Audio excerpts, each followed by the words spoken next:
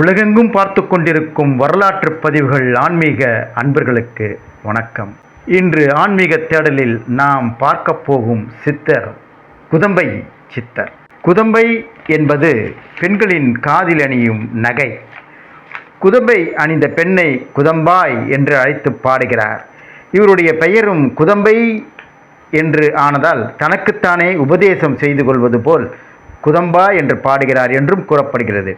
தஞ்சாவூருக்கு அருகில் யாதவ குலத்தில் ஆடி மாத விசாக நட்சத்திரத்தில் யாதவ குலத்தில் பிறந்தவர் இவர்.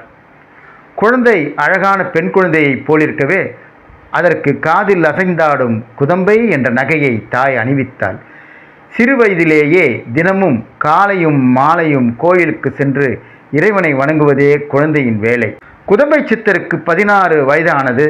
அப்பொழுது ஒரு சித்தர் அந்த ஊருக்கு வந்தார். அவர் குதம்பை சித்தருக்கு ஞான உபதேசம் செய்தார். அவர் கூறினார், குதம்பை, சென்ற பிறவியில் நீ உய்வடையும் பொருட்டு கடுமையாக தவம் செய்தாய்.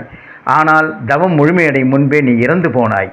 அந்த தவத்தின் பயனால்தான் நீ என்னிடம் உபதேசம் பெற்றாய். இந்த உபதேசத்தினால் நீ சித்தனாவாய். இந்த செய்தியை தன் தாயிடம் கூறினார். தாய் திடுக்கிட்டு போனாள். அவருடைய திருமணத்திற்கு ஏற்பாடு செய்து கொண்டிருந்த நேரம் அது.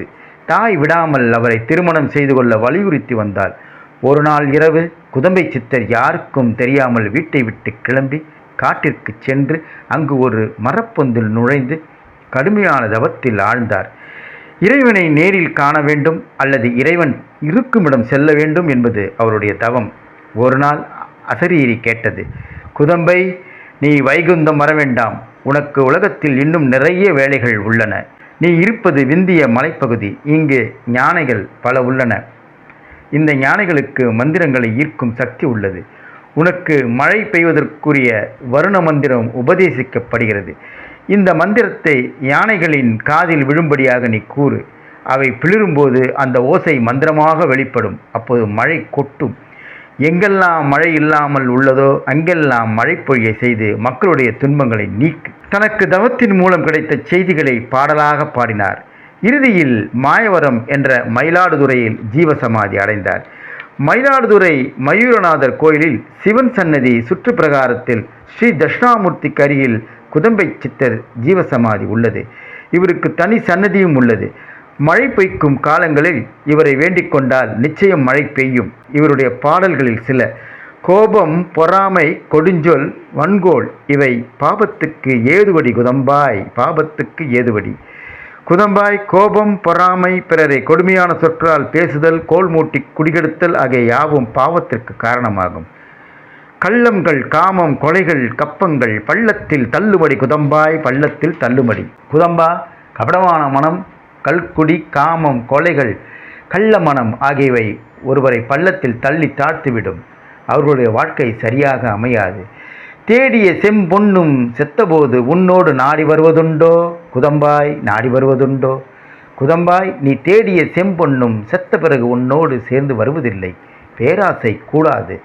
வெள்ள வெளிதன்னை மெய்யென்றிருப்போருக்கு பட்டயம் ஏதுக்கடி குதம்பாய், பட்டயம் ஏதுக்கடி குதம்பாய். வெற்று வெளியாக எங்கும் பரவியுள்ள இடங்களில் சூக்குமமாகவும் பல சக்திகளாகவும் தெய்வம் இருக்கிறது. இதை மெய்யென்று யோகம் சாதிப்பவர்களுக்கு யோகி என்ற பட்டயம் வழங்க தேவையில்லை. நாட்டத்தை பற்றி நடுவனை சேருவோருக்கு வாட்டங்கள் ஏதுக்கடி குதம்பாய், வாட்டங்கள் ஏதுக்கடி.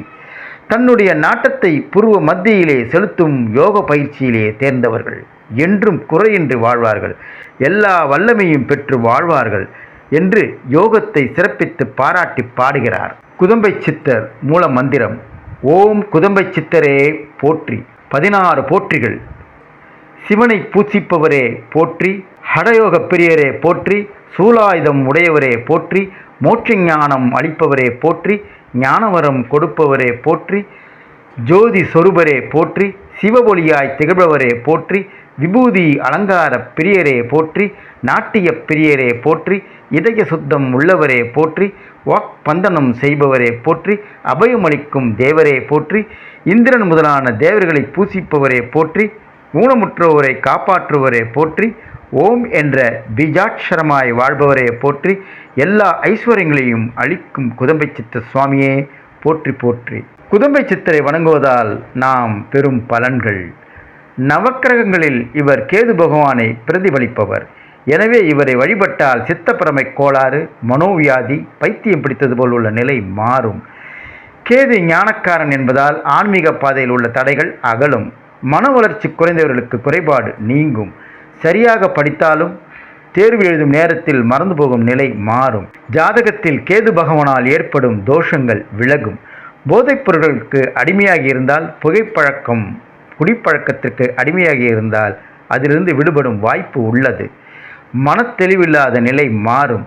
தனக்குத்தானே பேசிக்கொள்ளும் நிலை மாறும். மனப்பிராந்தி போகும். வீண் பிரமை நீங்கும். மீண்டும் மற்றுமொரு ஆன்மீக தேடலில் சந்திப்போம். வணக்கத்துடன் அருள்மொழி சண்முகம்.